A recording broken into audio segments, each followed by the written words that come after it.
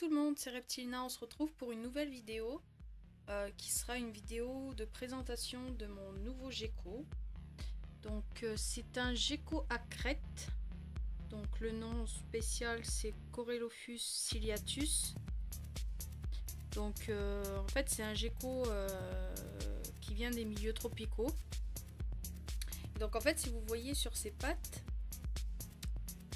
ce sont pas des pattes comme les geckos léopards, mais ce sont des pattes avec des ventouses, donc qui lui permet de s'agripper à n'importe quel type de surface, donc notamment les vides d'un terrarium, etc.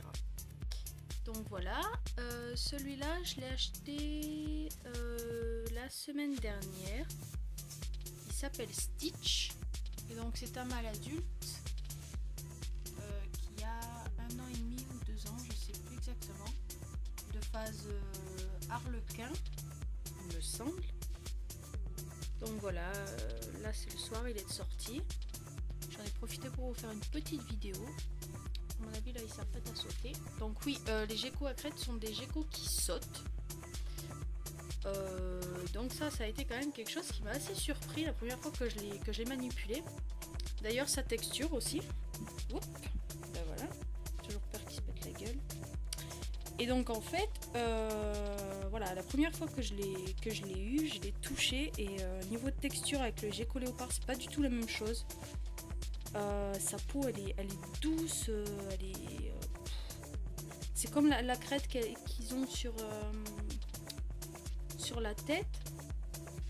Mais en fait, c'est pas du tout dur comme on pourrait le croire. En fait, c'est tout mou. Et niveau toucher, c'est hyper agréable. Donc voilà, ce genre de geckos vivent, donc, comme je vous ai dit, dans des milieux tropicaux. Donc ils ont besoin d'un terrarium assez bien ventilé et assez bien humidifié. Donc en fait pour celui-ci, j'utilise un brumisateur manuel que j'utilise pour les plantes en général. Et donc en fait je pulvérise tous les 2 fois par jour, pardon. Donc ça c'est pour l'hiver, et quand il fait très chaud, il faut pulvériser 3 fois par jour, parce qu'en fait ce genre de geckos craignent énormément la chaleur. C'est d'ailleurs pour la raison pour laquelle ils n'ont pas de chauffage dans leur terrarium, donc ils sont à température ambiante. Dans son terra, bon c'est un terra provisoire, en fait c'est pas un terrarium, c'est un aquarium que j'ai enlevé le cache par dessus pour y mettre de la moustiquaire. Et donc en fait j'ai fait un aménagement vite fait quoi, donc avec des plantes, des fausses plantes. J'ai fait une petite cachette en liège. Et donc en fait je vais récupérer son terrarium le mois prochain. Et là à ce moment là je vais lui faire un beau terrarium planté avec des belles plantes naturelles, etc. Et je vais essayer de lui faire aussi un système de brumisation électrique. Donc je vais essayer de le faire moi-même. Alors, que vous dire de plus? Oui, c'est un gecko qui, lorsqu'il est juvénile, il mange beaucoup d'insectes. Donc il est à 80% insectivore et 20% frugivore. Et à l'âge adulte, en fait, ça s'inverse. C'est-à-dire qu'il est 80% frugivore et 20% insectivore. Mais on peut remplacer l'apport en protéines qui est utilisé par les insectes avec du répachi. Donc en fait le répachi c'est une nourriture adaptée pour les geckos à crête. Et donc en fait voilà, c'est sous forme de poudre qu'on coupe à de l'eau.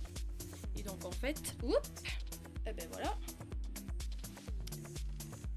Donc en fait ce genre de poudre ça donne une texture comme de la compote.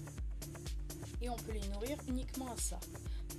Pour le moment j'ai pas encore essayé parce qu'avec mon fournisseur j'arrive pas à en avoir, donc je vais essayer de faire autrement pour tester. Donc pour le moment c'est de la compote, de la confiture de fruits que j'y ai fait. Donc là j'ai fait un mélange de pommes, poires et kiwi. Donc en fait j'ai fait la purée de fruits et je l'ai mis dans des contenants à glaçons pour pouvoir le mettre en congèle et le garder plus facilement. Donc voilà, dès que j'ai besoin, je prends un petit carré que je mets dedans, je laisse bien décongeler, et une fois que c'est décongelé, je remue et ça redevient de la purée en fait. Donc voilà, ça a changé tous les 2 jours. Que vous dire de plus? Je ne sais pas. Je crois que c'est tout. Donc voilà, c'est une nouvelle espèce que j'ai essayé, ça fait un moment que j'avais envie de tester. Et franchement, je suis émerveillée par cette espèce. Donc beaucoup diront que c'est moche, etc. Mais moi je trouve ça super attachant. C'est un petit peu niveau comportement comme les geckos léopards. Sauf que c'est tropical et ça saute. Voilà, je pense que c'est les seuls... et ça mange des fruits. Voilà. Donc pour le moment, je pense que je vais garder qu'un seul gecko à crête. J'ai pas envie de faire de la repro avec lui parce que c'est juste pour le plaisir, comme avec ma tortue. Donc voilà, peut-être par la suite, mais pour le moment, c'est pas encore décidé. Donc voilà. Bon, faites pas attention, les vitres sont un peu crades, c'est dû à l'eau que je pulvérise tous les jours. Donc voilà. Je vous montre un petit peu son terrain vite fait. Donc voilà, niveau dimension, c'est du 40 de longueur sur 32 profondeur et sur 32 hauteur, je crois, ou 35 de hauteur. Et donc en fait, je vais passer sur un terrain ensuite qui est de 30 par 40 par 40. C'est à peu près les mêmes dimensions. Donc voilà, j'espère que cette petite vidéo vous aura plu. Je vous dis à très bientôt. N'hésitez pas à vous abonner si ce n'est pas encore fait. Merci aux personnes qui sont abonnées récemment, ça fait énormément plaisir. Et merci aussi pour tous vos commentaires et vos emails, ça me fait chaud au cœur. Donc voilà, bientôt de nouvelles vidéos, j'espère. Voilà, j'espère que vous avez passé une bonne journée. Pour moi, c'était un peu les cours, donc c'était chiant, mais bon, on est en week-end aujourd'hui, donc c'est le top. Voilà. Allez, je vous dis à bientôt, ciao.